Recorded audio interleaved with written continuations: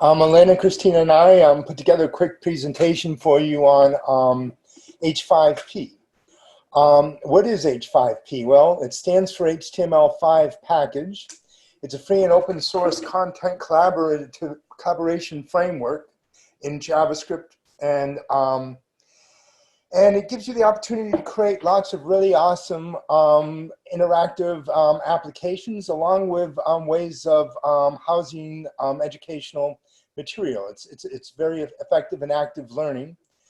One thing before we get started is there are issues with screen readers, and there's a page on the website. And incidentally, Elena put together the slideshow over the last 36 hours. And she went through every H5p activity in LibreTexts. I think there's 35 of them. She made a slide on them, and we're uploading that slide, a link to the slide to the Google, to your chat, that you can go to Google and download. And if you get to this slide here, slide 3, there's a link right here. And this link takes you to the content accessibility page, which you may want to review, and you may want to think twice about using the stuff that's read. And my understanding is that content accessibility varies from jurisdiction to jurisdiction, and just because it's green and okay here doesn't mean it's green and okay for you. H5p has a lot of different activities. Each one of these slides is on a specific activity available through LibreTexts. If you click on the title, you can go straight to it. I believe we're going to give you a demo on making a video, and it gives you the kinds of materials that can be embedded into it. So there's just a huge variety of material. We're not going to attempt to go over it all. What I wanted to do here was very quickly show a few things on my website.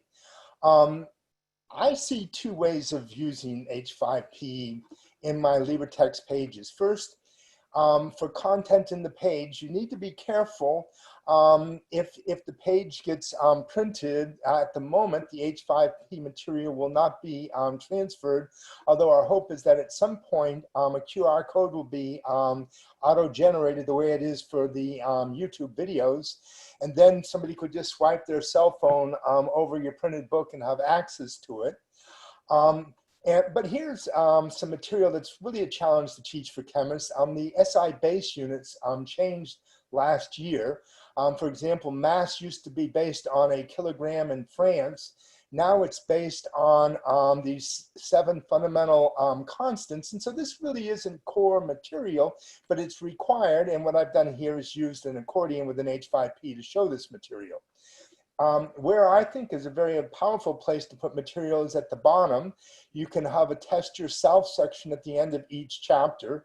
One of the useful activities that we may have time to go over are the quizzes, because in the quiz you can have multiple types of H5p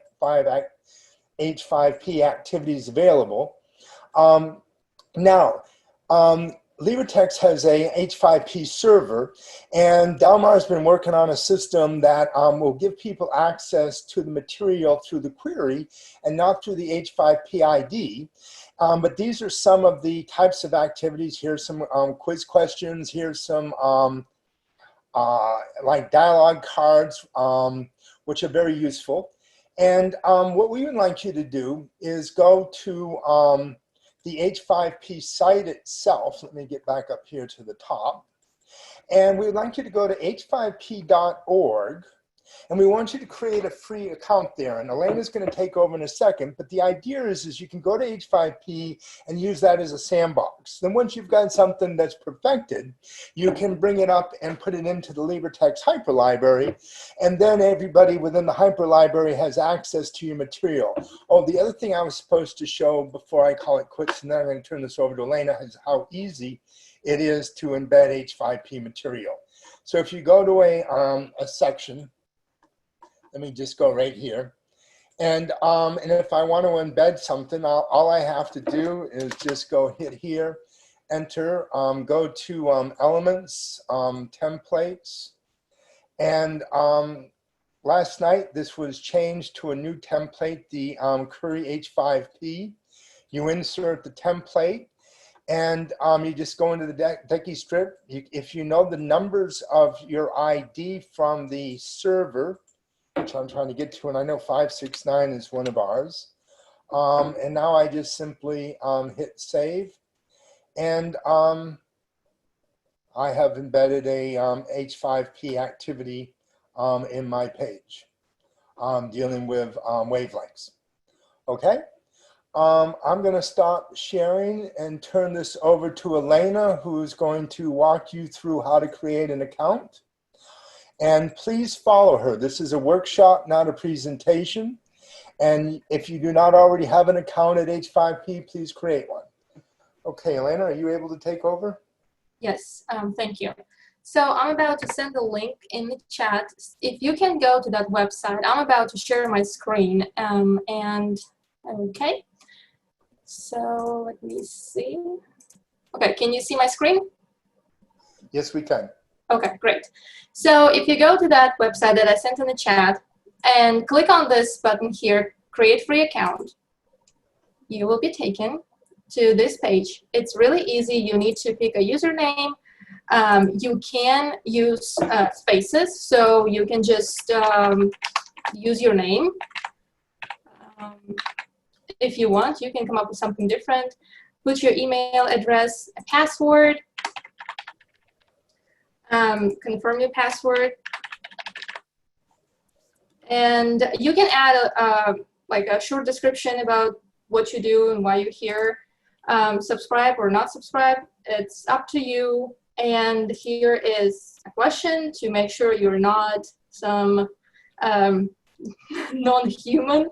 So the answer is white. And then you just click create new account. Like I said, super easy, super quick. Once you create this new account, you will be taken to this page right here. And from this page, you already can navigate within the H5p.org website. So you can start creating H5p activities. You can check some tutorials. They have great examples on this website. There's also a forum and a community that you can be a part of. So that is pretty much it. And now we are going to show you how to create an interactive video using this website. Okay, let me stop sharing my screen. Okay, Christina. Hi. So I teach Spanish, and I'll show you some of the examples of how I use H5p. And interactive video is something that probably could be useful for a lot of people. Before that, I wanted to ask, there were some questions about the difference between h5p.org and the .com. So the .org is the free site where Elena just showed you how to create the account. That's a good place for you to go and practice. If you're going to be working within LibreTexts, you're going to eventually get access to the server, the H5p LibreTexts site, where you're going to be creating it there. Some of the activities that you're creating in the .org could be downloaded into the other site. So feel free to practice there. So this is the .org site, and an interactive video looks like this. So I embedded the activity that I created, and I just wanted to show you how it looks. So this is a video that I got from YouTube. So you watch the video, you get to the point, and then you're prompted to answer the question, right? And in the video, it tells you when this cathedral would be finished. I think they say it was 26, and it will tell you it's correct, and then you continue. So you could add different type of questions. So the next one is a multiple choice type of questions. And if you get it wrong, it will prompt you to either rewatch it or continue. And you get to the end where you'll get a summary of how well you did. So to create that activity, it's quite simple.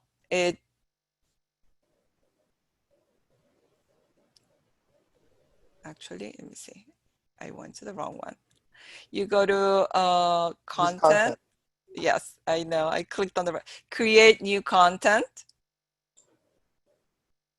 Choose the type of activity that you want to try out. And so these are all the 30 plus activities that they have here. The interactive video. If you click on that, you'll see this window. So I just go to the YouTube, get my link, input it in there, insert, and there it is. So after you have your video, what you need to do is the questions that you want to put in there. So you find where you're going to put your question. So you start watching it, and then let's say stop right there. And from here, you want to decide what type of questions you want to add. So on the top, you're going to see you can have different type of questions. So you can do true, false. You can do fill in the blanks. Let's say I'm going to do a true, false.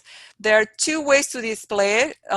You can do it as a button, or you can do it as a poster. Poster is what you saw on my example. It shows up as a screen, as a mini screen like this. So this is a poster. I like doing it as a poster since you can actually see the question, but if it's too long, you might not want to do it like that. So I do a poster, you put in the questions. Is this in Spain true? There are other settings, and there's the question. And you save it. You can add multiple other questions along the timeline as well, but I just did that one. And there you go, you have it. Why it's not saving? There you go. True. You can also go into each individual question and edit, like you see here. And then also you can move the window to move it in different places. And once you have this video, you can put it embedded into different places, into web pages. But I put it into our LibreTexts server, which is right here. And the same way that I just showed you on the .org side, you can do it the same way here. And this is the ID number 1534. And in LibreTexts, this is the page that I have. So once you go in there,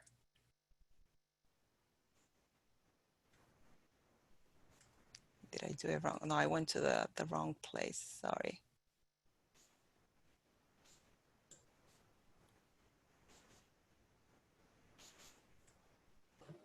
And here it is. I put in the code and now it shows up in LibreTexts. So very simple to use. Actually copying it from the account from the .org to LibreTexts is actually quite simple. It's creating the type of activities that you want to probably, that's where you're going to spend more time thinking about the type of activities you want. And at this time in our content server, you'll find many type of activities that have been created by different people, different subject areas. And actually it's quite fascinating to see how same type of activities could be used in different disciplines. So Christina, I'm excited while to you're see here, this. you had a comment asking you to re-show how you connected it to the LibreTexts Okay. server. To create it or to connect it to here? To connect it to here, I believe. Yes. So once you create the activity in the LibreText server, all the activities would have an ID number. So in this case, La Sagrada Familia is 1534. So that is the number that you'll have to go in. So let's say I want to do another activity. I want to go, and Bob showed you how he did it. So you go to the template, you go to the query H5p, insert. So now I have a new box. And then I put in, let's put a different code. Well, I could put the same one, 1534. Save it. And now I have two of the same ones showing up right there. So how I have it in my page, I have the lesson, similar to what Bob showed you earlier, my lesson, and then below you have the follow-up activities. I'm using mostly fill in the blanks since those are the ones that we've been able to fix to make it fully accessible. Hopefully H5p will fix some of the bigger issues that they're having with some of the type of questions that they have, but you can see it. So eventually this will go into the query to become the part of the homework. And right now this is more of a formative type of assessment where students complete the activity and then it will tell them whether they got it right or wrong. So we know that we wanted to have a lot more time Delma, are you present? No, I saw him though. Yeah, I saw him too. I guess not. Who? Delmar. Oh, I didn't quite hear my name. I mean, I heard you asking. I didn't know it was me. What do you want? We have access to the H5p server. You're setting up this query as an alternative way. How do you want the participants to be able to connect stuff to the H5p server? Well, you don't. That's handled by the team. So because the H5p server is essentially curated abstraction layer. So we will automate a bot in order to move things over in order to do that. So so if they make it on h5p.org, how do they transfer it? I mean, like we can make it there. You just download the H5p file and then you can just upload it. Yeah, I think one of the slides shows this one. Slide number 6 shows you how you can upload. Well, you download the activity that you created in the .org site, and you upload it to the LibreTexts server. That's basically, so whatever you create, the once it's in the server. Right, and the participants have access to that. I didn't quite get the question. If it go back to putting it into the query library, it's still the same answer, which is it's essentially curated. So it's only a small team that moves it over, or the bot that moves it over. I see. So okay. I haven't been using that. Okay, I got it. No, you have not yet. So eventually, everything that is in the LibreTexts server will be put in the new query. Yeah, and we'd make a bot that basically would update it every day or something along those lines. And we may use, the H5p technology is actually not a standalone technology. It has to be embedded into an existing infrastructure.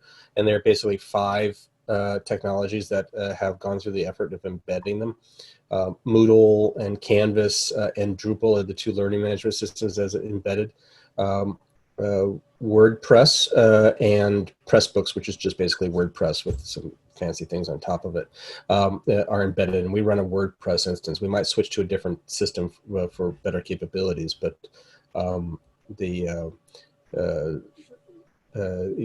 we can make a bot that goes through and updates and find out what's changed, and then push it into the system, because it's actually quite simple to do. Christina, can you click the link to LibreTexts server very quickly? This one? Oh, no, one on your slide. No, on the slide? Yeah. Step 3. No, on the slide that you were just on. Yes. On step 3. Yeah, this one. Okay. Yeah, just click on the link. And then you go down to account needed. Do they need that account, Delmar? I can't see. I don't know what you're talking about. Okay, do you see Christina's screen? I see her. I do not see anything. You don't see her screen? Maybe I'm looking in the wrong thing here. Yeah, okay, so there are too many screens available. Okay, yeah, go for it. You were just there. Scroll down. Just scroll down a bit. Just a little. Okay, stop. So do they need to get this account? You just went past it. Yep. Go up a if little. You want, You mean access to the H5p server? Yeah, do this. Yes. Do the participants need accounts here? If you want to, I mean, it's our server that stores problems. I mean,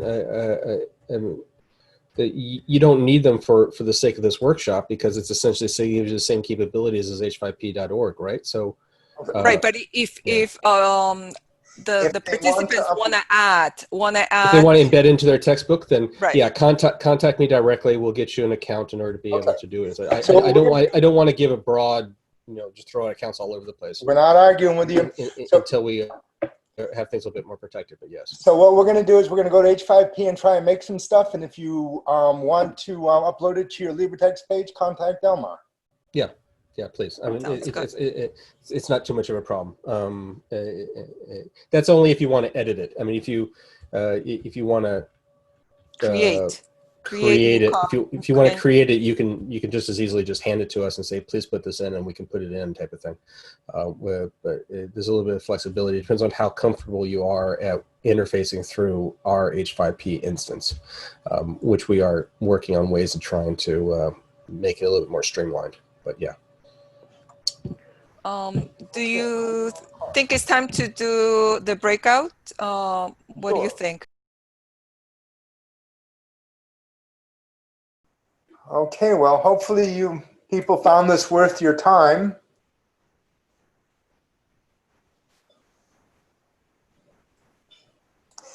And now everybody's got to go and make 500 H5p activities and overwhelm Delmar and the servers and build up that library. Yes, is Delmar, are you back? Maybe you can talk about, I know that not everybody was at the query talk earlier today, the future of all this homework systems being all gathered into, let me look at it, an abstraction layer. And because the question came out, what do you do with the activities and the scores, right? At this point, they are just formative, right? Students go do it. It's more like a self-check. You go, you test it out, how much you know. But the future of it is to make it summative, and Delmar and his team, they're working on creating a gradebook system where this activity, so we need a lot of activities, that's the point. We need a lot of activities to go into this query, and in order to have a lot of those, not one person could build it. So the idea is if we can get a lot of us creating different type of activities, disciplines, in the future we'll have a powerful homework system that could be integrated into your own LMS, or whether you want to keep it in LibreTexts. Did we lose Delmar? He should be. Oh, no, I'm sorry. yeah. I bounce back and forth, and I don't know how to indicate it. What's up? Yes, I was just saying about the homework system, since not everybody was at your talk on the query. No, that's impossible. You have 6 minutes. Talk about the future of what's the point of using H5p, what the homework system idea. Oh, okay. In 6 minutes. You want me to just give you an overview, or do you want me to compare and contrast H5p with the other technologies and no, how I see what's going to them working happen? What's going to happen with the summative? Yeah.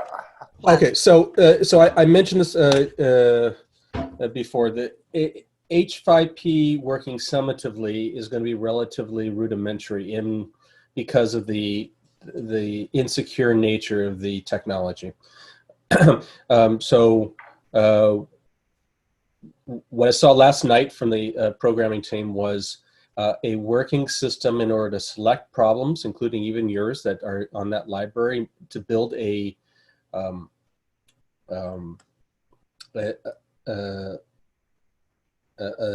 problem set, basically, and then that couples in with authentication and a grade book.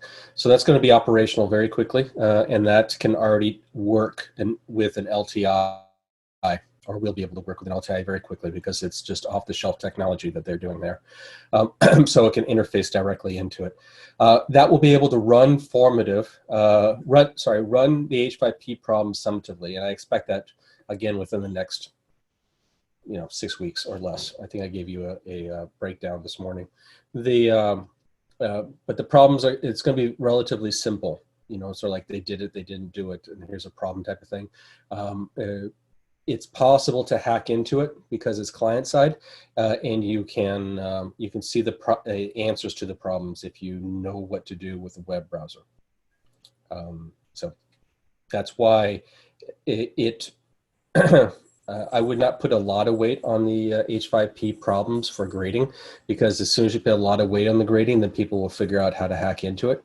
If you keep it relatively light, then it's not going to be worth the effort for students to figure out how to hack into it in order to make it work. Alternatively, we can rewrite all of H5p, which we have no desire to do, in order to make it server-side, like PHP based, or